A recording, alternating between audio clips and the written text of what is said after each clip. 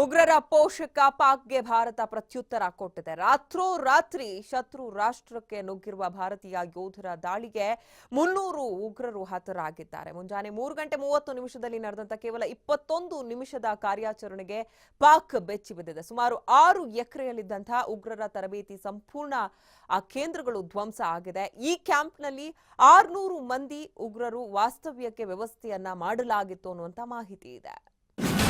ಪುಲ್ವಾಮಾ ದಾಳಿಗೆ ಪ್ರತೀಕಾರ ತೀರಿಸಿಕೊಂಡ ಭಾರತ. ಪಾಕ್ ಒಳಗೆ 70 ಕಿಲೋಮೀಟರ್ ನುಗ್ಗಿದ ಭಾರತೀಯ ವಾಯುಪಡೆ. ಪಾಕಿಸ್ತಾನದ 6 ಉಗ್ರರ ಕ್ಯಾಂಪ್ಗಳು ಉಡೀಸ್.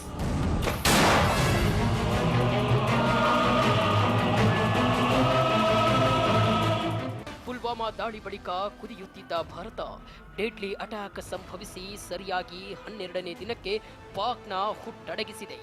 40 ಯೋಧರ ಬಲಿದಾನಕ್ಕೆ ಪ್ರತೀಕಾರ ತೀರಿಸಿಕೊಳ್ಳಲು ಹಾತೊರೆಯುತ್ತಿದ್ದ ಭಾರತೀಯ ವಾಯುಪಡೆ ಗಡಿ ನಿಯಂತ್ರಣ ರೇಖೆ ದಾಟಿ ಪಾಕ್ನ 3 ಉಗ್ರರ ಕ್ಯಾಂಪ್ಗಳ ಮೇಲೆ ಬಾಂಬ್ಗಳ ಸುರಿಮಳೆಗರೆದಿದೆ.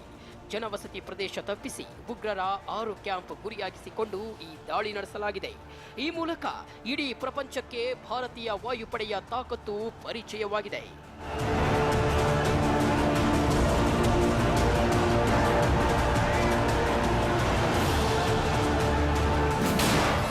ಮುಂಜಾನೆ 3:30ಕ್ಕೆ 300 ಉಗ್ರರು ಫಿನಿಶ್.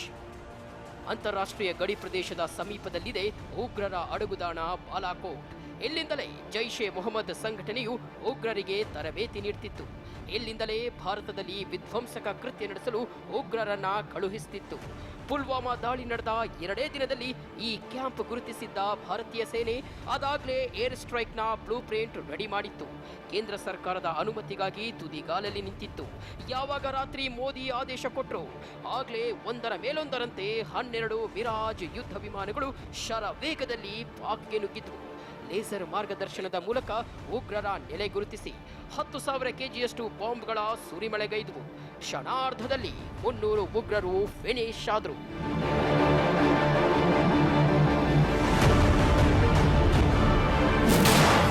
ಉಗ್ರರ ಕ್ಯಾಂಪ್ ಮೇಲೆ 1000 ಪೌಂಡ್ ಬಾಂಬ್. ಬಾಲಾಕೋಟ್ನಲ್ಲಿ ದಟ್ಟ ಕಾಡು ಹೊಂದಿರುವ ಬೆಟ್ಟವೊಂದರ ಮೇಲೆ ಉಗ್ರರು ಕ್ಯಾಂಪ್ ಮಾಡಿಕೊಂಡಿದ್ರು. ಇದು ಜೈಷ್ ಎ ಮೊಹಮ್ಮದ್ ಉಗ್ರ ಸಂಘಟನೆಯ ಪ್ರಮುಖ ನೆಲೆ. ಎಲ್ಲ ವ್ಯವಹಾರಗಳನ್ನು ಇಲ್ಲಿಂದಲೇ ನಿರ್ವಹಿಸುತ್ತಿತ್ತು. ಈ ಸ್ಥಳ ಗುರುತಿಸಿದ ಮಿರಾಜ್ ಫೈಟರ್ ಜೆಟ್ಗಳು ಲೇಸರ್ ಮಾರ್ಗದರ್ಶನದ ಮೂಲಕ ಒಂದರ ಮೇಲೊಂದರಂತೆ 1,000 ಪೌಂಡ್ ತೂಕದ ಬಾಂಬ್ಗಳನ್ನು ಸುರಿಸಿದ್ವು. ಸೂರ್ಯೋದಯಕ್ಕೂ ಮೊದಲೇ 300ಕ್ಕೂ ಹೆಚ್ಚು ಪಾಪಿಗಳು ಮಾಟಾಶಾದ್ರು. ಇಲ್ಲಿದ್ದ ಜೈಷ್ ಎ ಮೊಹಮ್ಮದ್ ಉಗ್ರ ಸಂಘಟನೆಯ ದೊಡ್ಡ ತರಬೇತಿ ಕೇಂದ್ರ ಧ್ವಂಸಗೊಂಡಿದೆ.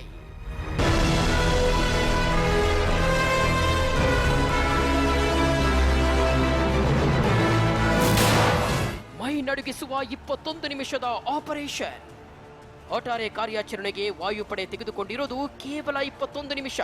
ಈ ಅಲ್ಪಾವಧಿಯಲ್ಲಿಯೇ ಬಿಕಾರಿ ದೇಶದೊಳಗೆ 70 ಕಿಲೋಮೀಟರ್ನಷ್ಟು ನುಗ್ಗಿ ವಾಪಸ್ ಆಗಿವೆ ಭಾರತದ ಹೆಮ್ಮೆಯ ಮಿರಾಜ್ ಯುದ್ಧ ವಿಮಾನಗಳು. ಇವುಗಳಿಗೆ ಸಾಥ್ ನೀಡಿದ್ದು ಸುಖೋಯ್ ಫೈಟರ್ ಜೆಟ್ಗಳು.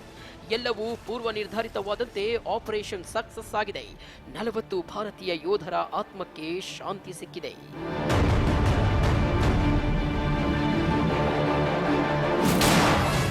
ಮೋಸ್ಟ್ ವಾಂಟೆಡ್ 4 ಪಾಪಿಗಳು ಬಲಿ.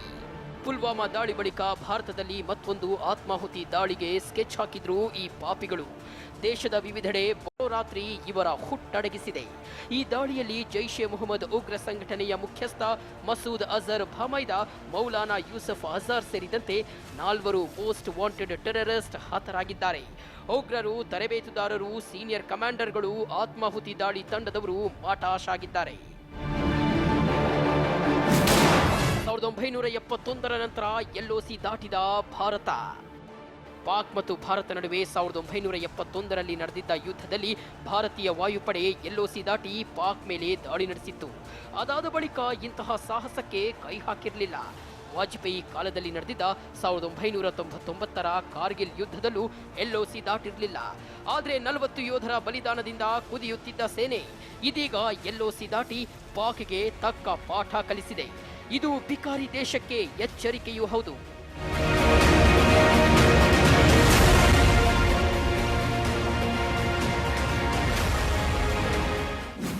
ಭಾರತದ ದಾಳಿ ಮೊದಲು ಬಹಿರಂಗಪಡಿಸಿದ್ದೇ ಪಾಕ್. ಭಾರತೀಯ ಸೇನೆಯ ರಾತ್ರೋರಾತ್ರಿಯ ಆಪರೇಷನ್ ಮೊದಲು ಬಹಿರಂಗಪಡಿಸಿದ್ದೇ ಪಾಕ್. ಎಸ್, ಬೆಳಗ್ಗೆ 8:41 ಫೋಟೋ ಸಮೇತ ಟ್ವೀಟ್ ಮಾಡಿದ ಪಾಕ್ ಸೇನೆಯ ವಕ್ತಾರ ಮೇಜರ್ ಜನರಲ್ ಆಸಿಫ್ ಗಫೂರ್ ಪಾಕ್ ಮೇಲೆ ಭಾರತೀಯ ವಾಯುಪಡೆ ದಾಳಿ ಬಹಿರಂಗಪಡಿಸಿದ್ರು. ಭಾರತೀಯ ಯುದ್ಧ ವಿಮಾನಗಳಿಗೆ ಪ್ರತ್ಯುತ್ತರ ನೀಡಿ ಹಿಮ್ಮೆಟ್ಟಿಸಿದ್ದಾಗಿಯೂ ಬರೆದುಕೊಂಡಿದ್ರು. ಆದರೆ ಪಾಕ್ ಪ್ರತ್ಯುತ್ತರ ನೀಡಿದ್ದು ಸುಳ್ಳು ಎಂಬುದು ಎಲ್ಲರಿಗೂ ಗೊತ್ತಿರುವ ಸಂಗತಿ. ಅಮೆರಿಕ, ಇಂಗ್ಲೆಂಡ್, ಇಸ್ರೇಲ್ ಕೂಡ ಟಾರ್ಗೆಟ್. ಈ ದಾಳಿಯಿಂದ ಪಾಕ್ ಪೋಷಿತ ಜೈಷೆ ಮೊಹಮ್ಮದ್ ಸಂಘಟನೆಯ ಪಾಪಿಗಳ ಮತ್ತೊಂದು ಮುಖ ಬಯಲಾಗಿದೆ. ಅಮೆರಿಕ, ಇಸ್ರೇಲ್, ಇಂಗ್ಲೆಂಡ್ ಕೂಡ ಜೈಷೆ ಮೊಹಮ್ಮದ್ ಉಗ್ರರ ಟಾರ್ಗೆಟ್ ಆಗಿದ್ವು.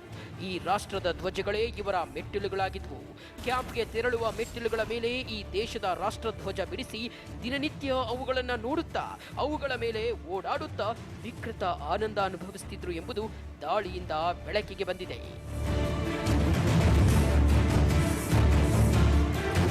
News desk, TV5.